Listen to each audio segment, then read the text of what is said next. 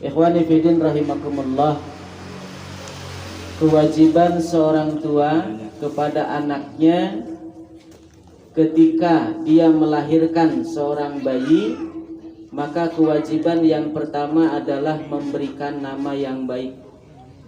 Yang kedua adalah memberikan pendidikan yang baik. Yang ketiga adalah menikahkan dengan calon suami atau istri yang baik-baik. Nah, maka setelah ketiga itu tertunaikan, maka tugas orang tua sudah selesai. Ya. Tinggal anak-anaknya mempertanggungjawabkan ya dengan keluarganya masing-masing, dan nanti akan tanggung jawabnya terus berputar ya. Nanti yang sekarang hamil melahirkan, maka kewajibannya sama. Gitu kan? Ketika lahir kewajibannya satu, memberikan nama yang baik. Ya. Kewajibannya memberikan nama yang baik. Jika kolot baheula makan asalnya ngasih nama teh gitu. Asal lalakinya Ujang ya. Lamun teu Ujang nya Asep. Ya, lamun teu Asep Aceng tuh. Eta orang Sunda mah gitu. Ya. Padu aja ngaran teh. Tapi insyaallah itu kan doa. Ya. Kanya orang tua Ujang we nya tos kolot ge Ujang cenah. Ya, tos aki-aki ge Ujang gitu. Ya. Tos kolot ge Aceng we Aceng gitu nya. Nah, seperti itu pada anaknya. Lalu yang selanjutnya ya. Karena kita hari ini acaranya banyak ya. Ada tasakur pernikahan, tasakur kehamilannya, maka semuanya harus dibahas ya, satu-satu insyaallah. Mudah-mudahan ini bisa diambil hikmah ya. Bahwa ternyata ya proses ya, Allah berikan proses kepada manusia itu kehidupan itu melalui 5 fase kehidupan ya. 5 fase kehidupan, sebagaimana zaman ini melewati 5 fase zaman ya. Zaman nubuah, zaman khilafah, zaman mulkan adon, mulkan jabariyatan, dan kembali kepada khilafah ala minhajin nubuah. Manusia pun mengalami 5 fase kehidupan ya. Nah, maka setelah alam ruh kita mengalami yang namanya alam rahim ya.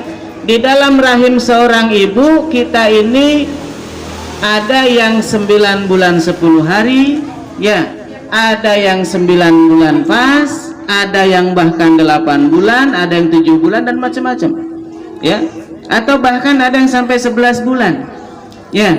Nah, seperti itu kita mengalami yang namanya alam rahim. Setelah alam rahim maka kita keluar ke alam dunia.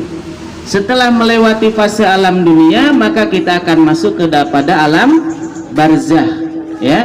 Setelah masuk alam barzah baru kepada fase yang terakhir, yaitu alam akhirat.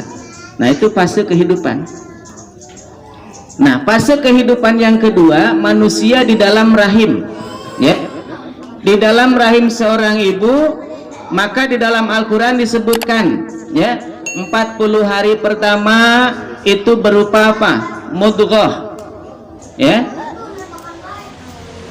Mudghah dulu, alaqah dulu. Alaqah ya, yang nempel di rahim. Lalu menjadi mudghah, segumpal darah. Setelah menjadi segumpal darah maka menjadi segumpal daging. Setelah menjadi segumpal daging dijadikan tulang belulang yang dibungkus oleh kulit. Maka 4 bulan ke 40 hari keempat.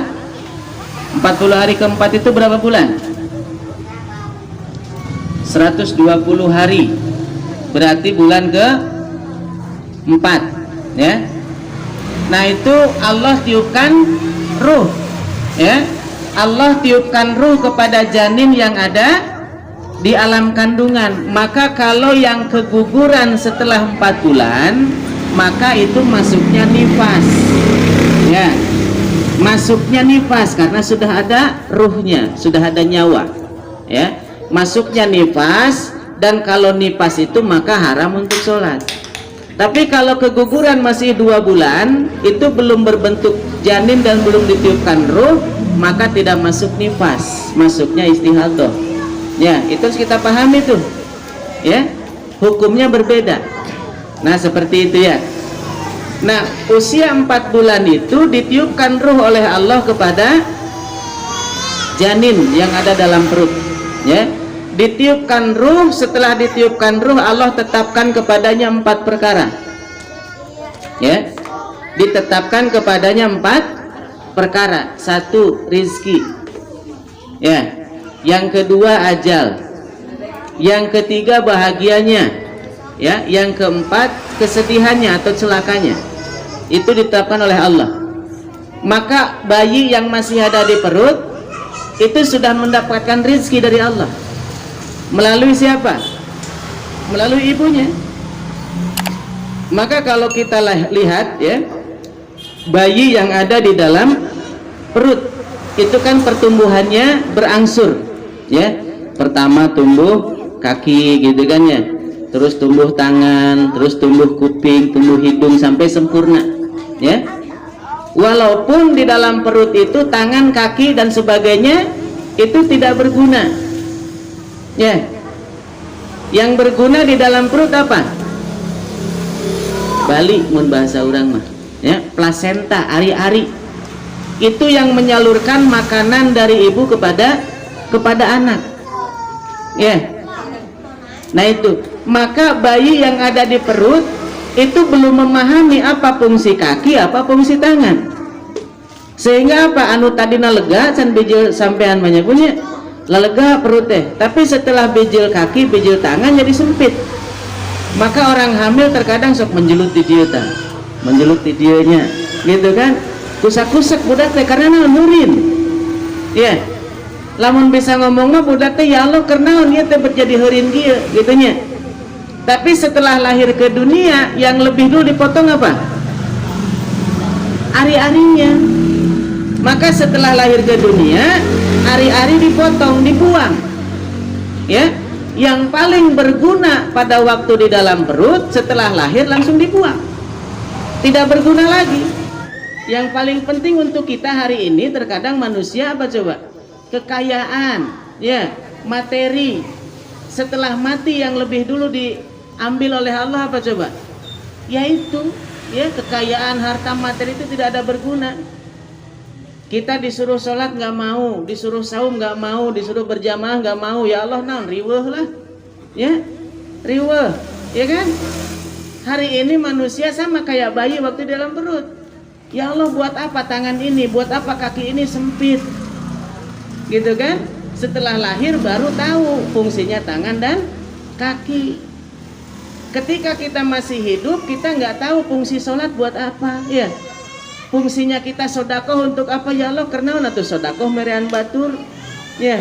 Urang oge butuh keneng kan begitu. Tapi setelah kita meninggal baru kita paham, ya. Oh ternyata sholat saya ini untuk menemani dia di alam barzah, ya. Oh ternyata saum saya ini, oh ternyata sedekah saya itu. Maka banyak ayat-ayat Allah dalam Al-Quran yang mengatakan, ya, dalam surat Al-Munafikun ayat 10, ya, di situ dikatakan bahwa orang-orang yang sudah dimasukkan ke dalam kubur, mereka mengatakan, ya Rabbi laula akhortani an ajarin qarib, ya Tuhanku, tangguhkanlah kematian ini walau barang sedetik saja, walau barang sehari saja. Fa'asaddaku, maka aku akan bersedekah tuh. Nah maka mudah-mudahan ya punya, mudah-mudahan kita semua bisa betul-betul, ya, menggunakan, ya, fasilitas-fasilitas yang Allah berikan di dunia ini semata-mata untuk mendekatkan diri kepada